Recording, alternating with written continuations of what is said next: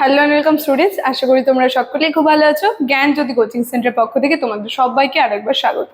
তো আমি মীরা ম্যাম, আমি আজ তোমাদের যেই বিষয় নিয়ে আলোচনা করব তোমাদের সিলেবাস ভিত্তিক, সেটা হচ্ছে শ্রীকৃষ্ণ বিজয় যে রয়েছে এই টপিকটা নিয়ে কিন্তু আজকে তোমাদের বাংলা সিলেবাস ভিত্তিক আমি আলোচনা করব। ঠিক আছে, দেখো টপিকটা নিয়ে আলোচনা শুরু করার আগে খুবই একটা গুরুত্বপূর্ণ ইনফরমেশন তোমাদেরকে দিয়েছে। তোমরা যা যা ভাবছো এই সেমিস্টার আমাদের সঙ্গে অনলাইন ক্লাস বা নোটসের জন্য যোগাযোগ করবে তাদেরকে বলে দিই, দেখো বোর্ডের কর্নারে দুটি নাম্বার দেওয়া আছে।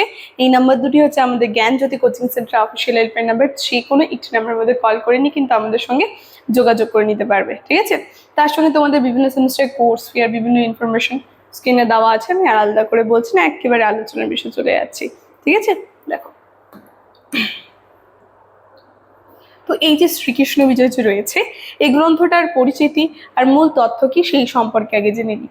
দেখো তো এই যে শ্রীকৃষ্ণ বিজয় গ্রন্থটা যে আছে, কবি উপাধি, যেখানে গ্রন্থাকার আছে কে, মালাধর বসু। ঠিক আছে, মালাধর বসু এই গ্রন্থাকার বলতে গ্রন্থটি রচয়িতা গৌরেশ্বর রুকুন উদ্দিন বারবাক শাহ তাকে সশ্রদ্ধভাবে গুণরাজ খা উপাধি দিয়েছেন। ঠিক আছে, তো এই মালাধর বসুরই উপাধি হচ্ছে গুণরাজ খা, ভুলে যাবে না, এই কবির এটা উপাধি, এই উপাধিতে কিন্তু ভূষিত করা হয়েছে। ঠিক আছে, তারপরে প্রকাশকালটা জেনে নিই। শ্রীকৃষ্ণ বিজয় যে রয়েছে গ্রন্থটা প্রকাশ হয়েছিল আমরা দেখব আনুমানিক 1473 থেকে 1480 অবধি কিন্তু আর কি এটা প্রকাশকাল ছিল, এবং এটি ভাগবতের প্রাচীনতম বাংলা অনুবাদ কাব্য বলে বিবেচিত। তারপর দেখো কি বলছে গ্রন্থের রূপ। তো রূপ হিসেবে যদি আমরা দেখি শ্রীকৃষ্ণ বিজয় গ্রন্থ এটি সংস্কৃত শ্রীমদ্ ভাগবতের প্রথমাংশ, তার সঙ্গে মূল আখ্যান বস্তু অবলম্বনে রচিত এটি জনপ্রিয় আখ্যানমূলক অনুবাদ কাব্য কিন্তু এই গ্রন্থ। ঠিক আছে, দেখো তারপরে এক এক করে জেনে নিই কি বলছে শ্রীকৃষ্ণ কীর্তন কাব্যের যে বিষয়বস্তু রয়েছে শ্রীকৃষ্ণ বিজয়। ঠিক আছে, দেখো কি বলছে, ভাগবতের ব্যাসদেবের যে ভাগবত রয়েছে 12টি স্কন্ধে জটিল তত্ত্বকথা জুড়ে দিয়েছেন, যেখানে মালাধর বসু তত্ত্বের কচানি এড়িয়ে সহজ সরল ভাষায় 10তম থেকে 11তম স্কন্ধের অংশ বিশেষ নিয়ে কাব্য রচনা করেছেন। তার মানে এখানে আমরা দেখতে পাচ্ছি ব্যাসদেব যে রয়েছে তিনি ভাগবত যে রয়েছে 12টা স্কন্ধে সেটাকে বিভক্ত করেছেন, আর সেই জটিল দিকটা যে রয়েছে কচকচে দিকটা যে রয়েছে সেটাকে এড়িয়ে খুব সুন্দর সহজ সরল ভাবে কিন্তু 12টি স্কন্ধের যে রয়েছে তার অংশ বিশেষ নিয়ে কিন্তু এই শ্রীকৃষ্ণ বিজয় যে কাব্য রয়েছে এই গ্রন্থে আলোচনা করেছেন, যেখানে 3টা খণ্ড আমরা পাচ্ছি, আদি খণ্ড, মধ্যখণ্ড আর অন্তখণ্ড।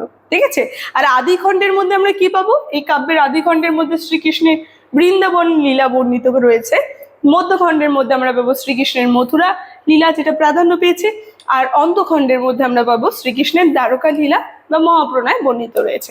ঠিক আছে, এই 3টা ভাগে কিন্তু ভাগ করেছে শ্রীকৃষ্ণ বিজয় যে রয়েছে। তারপরে কি বলছে কাব্যশৈলী ও অনন্য সংযোজন, যেখানে পাঁচালীর ঢং ও সুর সংযোজন রয়েছে।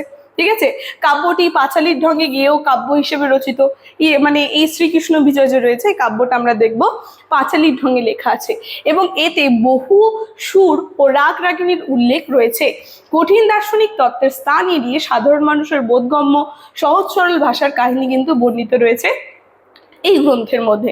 তারপরে লোকায়ত উপাদানের সংযোজন হিসেবে আমরা দেখবো ভাগবতে নেই এমন বহু বাঙালি লোকায়ত বিষয়, যেমন দান লীলা, লৌকাবিলাস ইত্যাদি আখ্যানকে অন্তর্ভুক্ত করে কবি কাব্যটিকে সৌন্দর্য সুষমামণ্ডিত করেছে। মানে যেই সমস্ত বিষয় আমরা পাবো না মেন যে জায়গায় আর কি যে ভাগবত রয়েছে, ঠিক আছে, ব্যাসদেবের রচিত ভাগবতে, সেখানে যে জিনিসগুলো পাবো না সেখান থেকে কিছু না জানা জিনিস কিন্তু আমরা দেখবো এর মধ্যে পেয়ে যাচ্ছি। এখানে দান লীলা, নৌকা বিলাস যে রয়েছে, মানে যদি বলি ব্যাসদেব যে জিনিসগুলো নিয়ে খুব ডিটেলসে আলোচনা করেনি মালাধর বসু সেগুলো খুব ডিটেলসে সহজ সরল ভাবে কিন্তু আরো আলোচনা করে দিয়েছে। ঠিক আছে,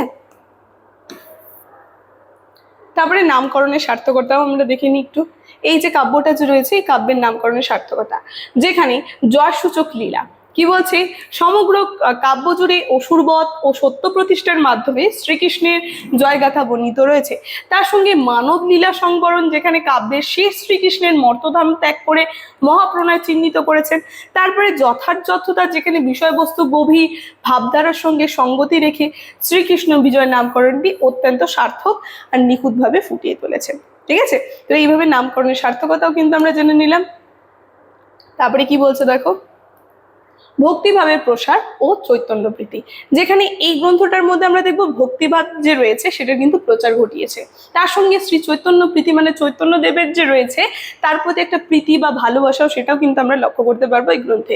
যেখানে খুব সুন্দরভাবে শ্রী চৈতন্যদেবকে কেন্দ্র করে একটা লাইন দেখো বলছে মালাধর বসুর এই শ্রীকৃষ্ণ বিজয় গ্রন্থ থেকে, নন্দের নন্দন মোর প্রাণনাথ।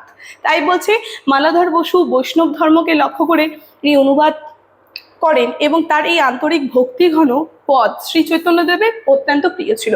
মানে মালাধর বসু যেই পদগুলো লিখেছেন এই গ্রন্থের মধ্যে শ্রী চৈতন্যদেবেরও কিন্তু সেই পদগুলো অত্যন্ত প্রিয় ছিল এবং চৈতন্যদেব কবির প্রতি সশ্রদ্ধ কৃতজ্ঞতা তার সঙ্গে কৃতজ্ঞতা প্রকাশ করেছেন। ঠিক আছে, তার এই গ্রন্থ পাঠ করে কিন্তু স্বয়ং মহাপ্রভু চৈতন্যদেবও কৃতজ্ঞতা আর কি জানিয়েছেন। তারপরে কি বলছে, হতদম বাঙালি জীবনে আশার আলো। তো এই যে আমরা দেখবো এই গ্রন্থটা মালাধর বসু রচিত গ্রন্থটা, যে একটা তুর্কি সমাজ যে চলছে, তুর্কি আক্রমণ যে হয়েছিল আমাদের এই সমাজে, তো সেই দিক থেকে বেরিয়ে বাঙালিদের একটা আশার আলো কিন্তু হয়ে উঠলো আমরা দেখবো এই গ্রন্থগুলি। যেখানে তার মধ্যে কিন্তু একটা ছিল মালাধর বসুর এই শ্রীকৃষ্ণ বিজয় গ্রন্থ। যেখানে কি বলছে দেখো, ঐতিহাসিক পটভূমি, তুর্কি আক্রমণের পর তৎকালীন জাতীয় জীবন বিপর্যস্ত ও হতধম্ম ও পলায়নমুখী হয়ে পড়েছিল। ঠিক আছে, এবং তারপরে আমরা দেখব বীরত্বের বার্তা, যেখানে শ্রীকৃষ্ণের ঐশ্বর্যময় শক্তি ও বীরত্বকে তুলে ধরে মরা গঙ্গে জোয়ার আনার মতন কিন্তু প্রয়াস করেছেন কবি। মানে এই যে জীবনে একটা আশার আলো, বাঁচার আলো, সেটা কিন্তু তুলে ধরেছেন। তারপরে জাতীয় পুনর্জাগরণ, যেখানে বাঙালির জাতীয় জীবনে সাহসী মনোভাব ও আত্মবিশ্বাস ও নতুন আশার আলো সঞ্চার কিন্তু করেছেন এই কাব্য। ঠিক আছে, তারপরে দেখো কি বলছে। আচ্ছা, এতটাই ছিল তোমাদের এই টপিক নিয়ে আলোচনা।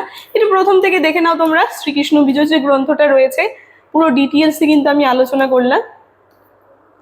লেখক পরিচিতি, বিষয়বস্তু, কাব্যশৈলী, অনন্য সংযোজন, বিজয় ভক্তিভাবের প্রসার, বাঙালি জীবনে আশা গেল। আচ্ছা, এই জায়গাটা তোমাদের একটু আলোচনা করে বলে দিয়ে যাই, তোমাদের জন্য একটা সুখবর। সেটা হচ্ছে আমাদের পিএসটিক্যাল পাবলিশার যে রয়েছে সেখান থেকে কিন্তু তোমাদের বিভিন্ন সেমিস্টার যে রয়েছে সেই বিভিন্ন সেমিস্টারের যে তোমাদের আর কি বইগুলো রয়েছে সেগুলো কিন্তু পাবলিশ করা হয়েছে।